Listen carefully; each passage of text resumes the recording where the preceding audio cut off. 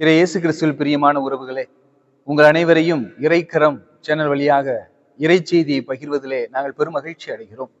இன்று நாம் சிந்திக்க இருக்கக்கூடிய தலைப்பு என்னவென்றால், நாம் இறந்த இறைவனை அல்ல, இருக்கின்ற வாழ்கின்ற இறைவனை வணங்குகின்றோம் என்று மாறுதட்டி சொல்வதற்காகத்தான். எப்படி அவர் வாழ்கிறார், எப்படி இருக்கிறார் என்றால், விடுதலை பயண நூலிலே 3வது அதிகாரத்திலே 13வது வசனத்தை எடுத்து பார்த்தீர்கள் என்றால் தெரியும். மோசே அழகாக சொல்வார் ஆண்டவிடம், கடவுள் என்னை உங்களிடம் அனுப்பியுள்ளார் என்று நான் சொல்ல, அவர் பெயர் என்ன என்று அவர்கள் என்னை வினவினால் அவர்களுக்கு நான் என்ன சொல்ல வேண்டும் என்று கேட்டார். கடவுள் மோசையை நோக்கி அழகாக கூறுகிறார், இருக்கின்றவராக இருக்கின்றவர் நானே என்றார். அப்ப ஆண்டவர் என்ன சொல்றார் அப்படின்னா, இருக்கின்றவராய் இருக்கின்றவர், நேத்து இருந்தார், இன்னைக்கு இருக்கிறார், நாளைக்கும் இருப்பார், என்றும் இருப்பார் என்பதுதான் அதனுடைய பொருளாக இருக்கிறது. எனவே இயேசுவில் பிரியமானவர்களே, நாம் இறந்த இறைவனை அல்ல, இருக்கின்ற இறைவனை வணங்குகிறோம். உயிருள்ள இறைவனை நாம் வணங்குகிறோம். நாம் ஜெபிக்கும் போது செவி கொடுக்கக்கூடிய இறைவனை வணங்கி கொண்டிருக்கிறோம். நான் எழுப்பக்கூடிய விண்ணப்பங்களுக்கு பதில் தரக்கூடிய இறைவனை வணங்குகின்றோம் என்று நாம் உண்மையிலேயே இறைவன் வாழ்கிறார் என்பதை முதலில் நம்ப வேண்டும்.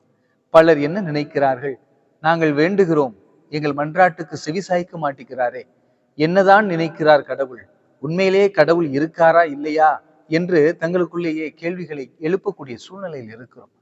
துன்பத்திலும் துயரத்திலும் ஆண்டவன் நம்மோடு இருப்பதை நாம் உணர வேண்டும்.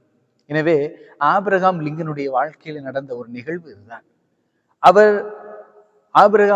அவர் அமெரிக்காவினுடைய ஜனாதிபதியாக பொறுப்பேற்றவுடன் மிகப்பெரிய சிக்கல்கள் வந்துவிட்டது. உடனே அருகில் இருக்கக்கூடிய அமைச்சர் சொல்லுகிறார், லிங்கன், ஏன் கவலைப்படுறீங்க, கஷ்டப்படுறீங்க, கண்ணீர் விடுறீங்க, கவலையெல்லாம் படாதீங்க, கடவுள் நம்மோடு இருக்கிறார், அவர் வாழும் கடவுள் என்று சொன்னார் அமைச்சர். உடனே ஆபிரகாம் லிங்கன் அவரை பார்த்து சொல்லுகிறார், அமைச்சரே, உண்மையிலே நம் கடவுள் வாழும் கடவுள் தான், கடவுள் நம்மோடு இருப்பது உண்மைதான். ஆனால் நான் கலங்குவது ஏனென்றால் நான் கடவுளோடு இல்லை. இதுதான் நம்முடைய பிரச்சனை. எவ்வளவு அழகான ஒரு வாழ்க்கை அனுபவம் பார்த்தீங்களா? கடவுள் நம்மோடு இருப்பது உண்மை, ஆனால் நாம் கடவுளோடு இருக்கிறோமா இல்லையா என்பதைத்தான் நாம் சிந்தித்து பார்க்க வேண்டும். ஒவ்வொரு நொடியும் கடவுள் நம்மோடு இருக்கிறார். சூரிய வெளிச்சத்தை கொடுக்கிறார். என்னைக்காவது நீ இறந்து போனதுக்கு அப்புறம் கரண்ட் பில்லு கட்டு, இத்தனை வருஷம் உன்னை சூரிய ஒளியில் நான் காப்பாத்திரு, கரண்ட் பில்லு கட்டு, இத்தனை ஆண்டுகள் நான் உனக்கு ஆக்சிஜன் காற்று கொடுத்துருக்கிறேன், அதற்கு எனக்கு கரண்ட் பில்லு கட்டு, எல்லாத்தையும் ஃபீஸை கட்டு அப்படின்னு சொல்றாரா? கிடையாது. கடவுள் நம்மிடம் எதிர்பார்க்கக்கூடிய ஒன்றே ஒன்று. தன் சீடர்களை நோக்கி இயேசு கிறிஸ்து சொல்வார் கெத்செமனி தோட்டத்துல வேண்டும் போது, 1 மணி நேரம் கூட எனக்காக விழித்திருந்து ஜெபிக்க மாட்டீங்களா? 1 மணி நேரம் எனக்கென கொடுக்க மாட்டீங்களா என்று கேட்கிறார்.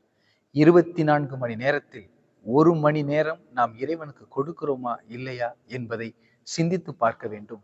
10ல் 1 பங்கை கொடுங்கள், அதுதான் நல்லது என்று சிலர் தவறான போதனைகளை உங்களிடம் சொல்லுவார்கள். 10ல் 1 பங்கு என்றால் நம்முடைய உடல் முழுவதையும், உறுப்புகள் அனைத்தையும் சேர்த்து ஒரு முழுமையான எண்ணாக 10ஐ பார்க்கலாம். அதில் ஒன்றுதான் நம்முடைய இதயம். அந்த இதயத்தை இறைவனுக்கு கொடுக்கும் போது நாம் முழுமையாக சரணடைந்து விடுகிறோம். என கையை கொடுத்துட்டோம், இன்னொரு கை இருக்கு, கால் இருக்கு, ஆனா இதயத்தை, எண்ணத்தை இறைவன் பக்கம் திருப்பிட்டோம் அப்படின்னா இந்த கை இறைவனுடைய இயக்கத்தால் இயங்கும், இறைவனுடைய சிந்தனையால் நடக்கும் நம்முடைய கால்கள். ஆனால் இன்று நாம் இந்த கரங்களை எதற்கு பயன்படுத்துகிறோம், இந்த காலை எதற்கு பயன்படுத்துகிறோம்? இறைவன் உயிருள்ள இறைவன், ஆனால் நாம் பல நேரங்களில் உயிரற்றவர்களாக இருப்பதுதான் உண்மை.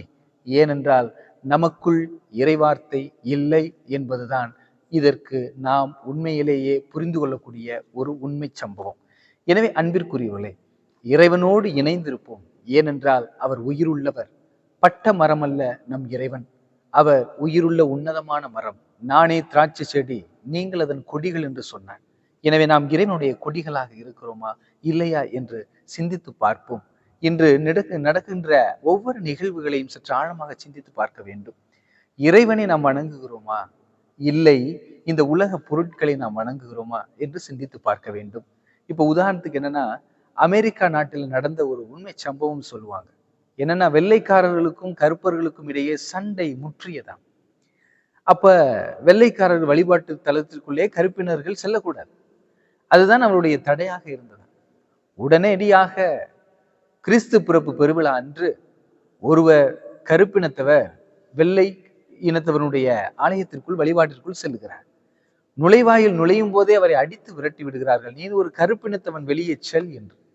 உடனே மனம் நொந்தவராய் வெளியே செல்லுகிறார். வெளியே ஒரு கெபி கட்டியிருக்கிறாங்க. அந்த கெபியில குழந்தை இயேசு அப்படியே இருக்கிறார்.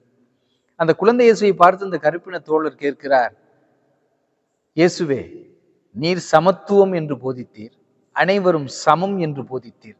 ஆனால் இவள் ஏற்றுக்கொள்ள மாட்டேங்கிறார்களே. உம் பிறப்பை காண, உம்மை காண நான் ஆலயத்திற்குள் செல்ல வேண்டும் விரும்பினேன்.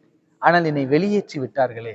எனக்கு உண்மையிலேயே கவலையாக கண்ணீராக இருக்கிறது என்று சொல்லும்போது, திடீரென்று அந்த கெபியிலே இருக்கக்கூடிய அந்த குழந்தை சிறுவம் கண்ணாடியை உடைத்து அவருடைய கரங்கள் அந்த கருப்பின தோழவருடைய தோள்களில் பட்டதாம். பட்ட பிறகு அவர் பேசுகிறாராம், மகனே, என்ன நினைக்கிறாய் என்று. உடனே அவர் சொல்லுகிறாராம், கடவுளே, என்னை உள்ளே விட மாட்டேங்கிறாங்க, எனக்கு உண்மை பார்க்கணும்னு தோணுது என்று சொல்ல, இயேசு சொல்லுகிறாராம், அவங்க என்னையவே உள்ள விட மாட்டேங்கிறாங்க, உன்னை எப்படி உள்ள விடுவாங்க என்று கேட்டாராம். ஏனென்றால் நாம் பல நேரங்களில் இதய கதவை அடைத்து விட்டு வழிபடுகிறோம். அதனால்தான் இறைவன் இறந்தவராக இருக்கிறார். நாம் இதய கூட்டை என்று திறந்து வழிபடுகிறோமோ அன்றுதான் இறைவன் நம் மத்தியில் குடிகொள்வார் என்பதை ஆழமாக சிந்தித்து பார்க்க வேண்டும். இறைவன் உயிருள்ளவராகத்தான் இருக்கிறார். நாம் தான் உயிரற்றவர்களாக இருக்கிறோம் என்பதை நாம் ஆழமாக பொருள் புரிந்து கொள்ள வேண்டும். எனவே அந்த வெள்ளைக்காரர்கள் இறைவனையே உள்ளே விடாமல் யாரை வழிபட்டார்கள், யாரை வழிபட்டிருப்பார்கள் என்று நாம் ஆழமாக சிந்தித்து பார்க்க வேண்டும். ஆனால் அந்த கருப்பினத்தவரை இயேசு தொட்டார், பேசினார் என்பதுதான் இதற்கான ஒரு உண்மை சம்பவமாக இருக்கிறது. எனவே அன்பிற்கு இனியவர்களே, நாமும் இறந்த இறைவனை வணங்குவர்களாக இல்லாமல் உண்மையிலேயே வாழ்கின்ற, என்றும் செவி கொடுக்கின்ற, என்றும் நமக்காக காத்திருக்கக்கூடிய இறைவனை வழிபடுகிறோம் என்று பெருமை கொள்ளுவோம். அவரோடு இணைந்து நாமும் செயல்படுவோம். உயிர் உள்ளவர்களாக வாழ்வோம். ஆமென்.